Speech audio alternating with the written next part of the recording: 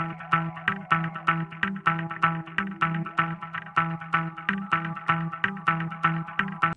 is Unrendered on IKTV. I'm Tony Regisford, and on this edition, my guest is Mrs. Anicia Batiste. She's a former senator of the New Democratic Party, and now she heads the Democratic Republican Party, which is a party that she formed, and we're here to discuss that and more things.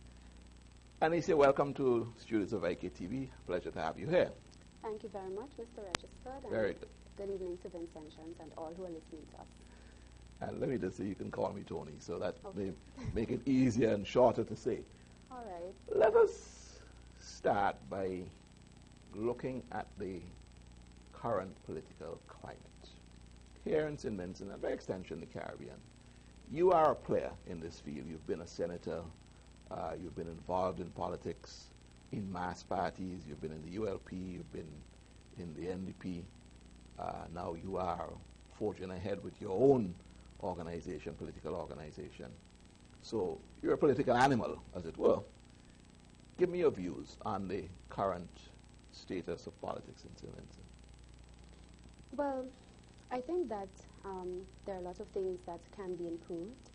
But in terms of the actual general system, my party reflects part of it. The democratic aspect of the name of my party has to do with the fact that we agree with the scientific method of electing persons into government and electing governments. That is where persons who are eligible to vote.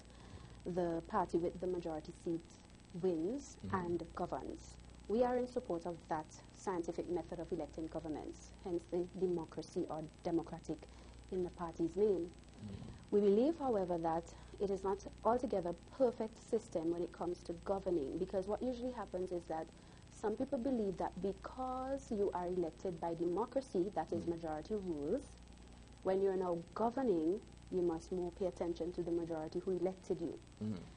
This is where republicanism comes in. I believe that we need to look more at that philosophy of governance called republicanism, which emphasizes that when you're governing, you must govern with respect for the rights and freedoms of all of the people, not just the majority who elected you.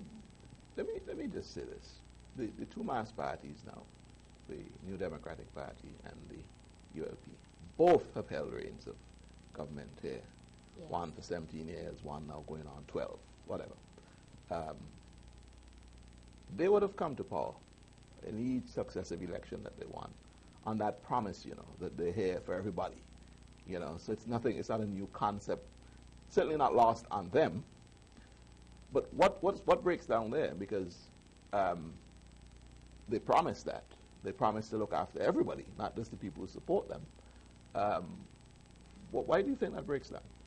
So essentially, it's paying lip service, really, to the idea. But I really believe that there's not enough education and belief, embracing of the idea that government is the protectorate of all of the people, and that your purpose is to serve all of the people, not just those who elected you.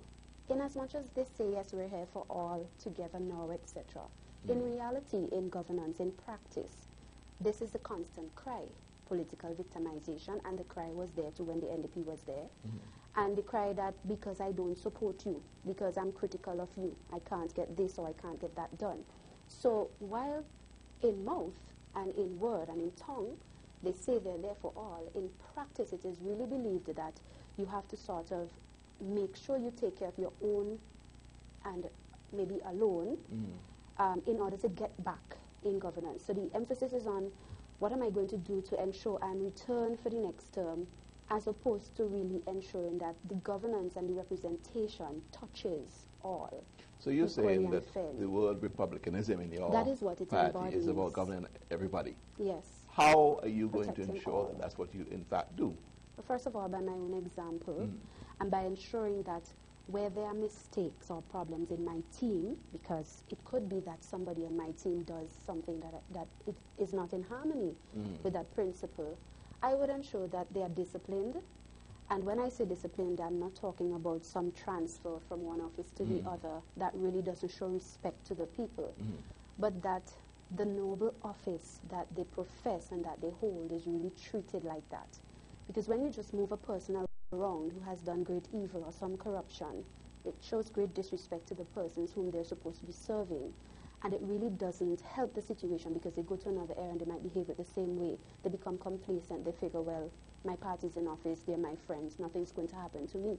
Yeah. I will ensure that proper discipline takes place and that there is transparency. So there must be accountability. The people must know what happened with this case that the report of the auditors said this corruption took place. I must come back to the people and let them know what was the result.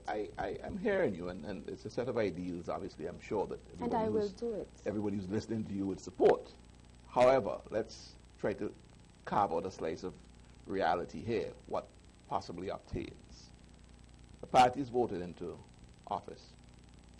It's after fiercely fought election, very competitive.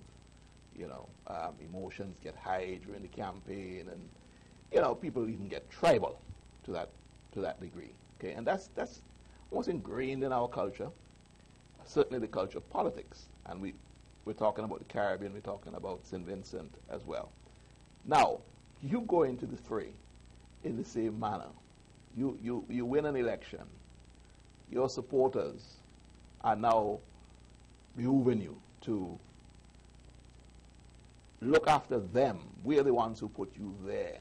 How are you going to resist that pressure? How are you going to... Because on the one hand, you're thinking of winning the next election. On the other hand, you want to live true to your principles. Right. So first of all, I'm not saying we shouldn't take care of our own. Yes, you take care of your own. They supported you, that's good. But sometimes your own doesn't have need of certain things.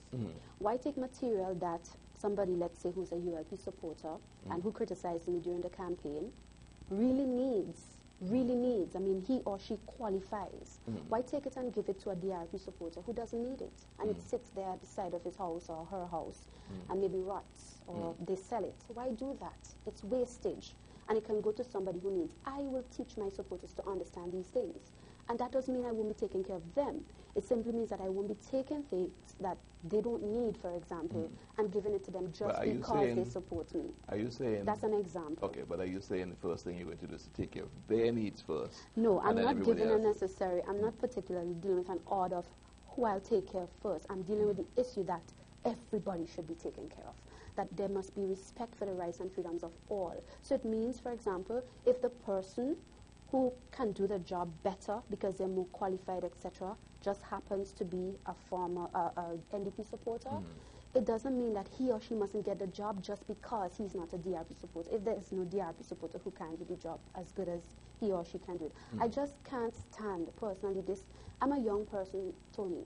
I'm 33 years old, just turned 33. I'm a university scholar, I'm an island scholar from 1998. I've traveled, I've studied, I've seen the kind of maturity with which certain agencies and organizations operate. And it really hurts me to my heart to see the way some of our people are made to suffer because of political victimization culture. I know we can't get rid of the tribalism altogether. I know it will always exist. I don't think we'll ever be able to get rid of it. But we must lead differently by example if we want to see difference. So I asked you about your views on the current political climate, the current political situation. Do you think, and as much as you're talking about victimization, do you think that the current ruling party practices wanton victimization? I have seen examples with the current government of political victimization, yes. Do you think it's going to change without a DRP coming into the scene? I don't think so. Why? Why don't you think that the NDP is going to offer a better, a better system of government, as it were? Well, because they're certainly promising that. I understand. If you look at the New Democratic Party, what you see, and I'm talking here about policies generally and behavior of the party led by its leaders, you see, for example, that there is a very bad example of how they will govern by virtue of the very way they deal with their very own. The very way they treat their very own persons who become critical of them or who disagree with them at a certain point. That, for me, is an indication of what they will do also if they were to take the... Are you saying this because you were on the short end of the stick? I was not the only one. But you were one. Also, yes, and that is evidence. it was a very public issue, and it is evidence of how poorly they manage their own internal affairs. And as a result of this, it's very difficult to trust again such a party with managing the affairs of the country. If you can't deal with a simple matter where you have somebody for you or somebody internally disagreeing with you, if you manage it so poorly and you show that you're going to make decisions based on hearsay and so on, that is a very poor indication of what you will do when you're in governance. You can't run a country on commerce, as we would say in local parlance. And I said, I didn't want to get too sidetracked with your particular issue, but in as much as it But it came is up, instructive. Yeah, but in as much as it came up, you are assuming that you're in the right. And, I know that I'm in the right. The facts show that I'm in the right. And the leadership of the NDP are in the wrong. But and I'm not challenging it, I'm just throwing it out there that you seem to have given the leadership of the NDP no choice but to deal with the matter in the way they dealt with it, given the long letter that you wrote to the leader, which was rife with,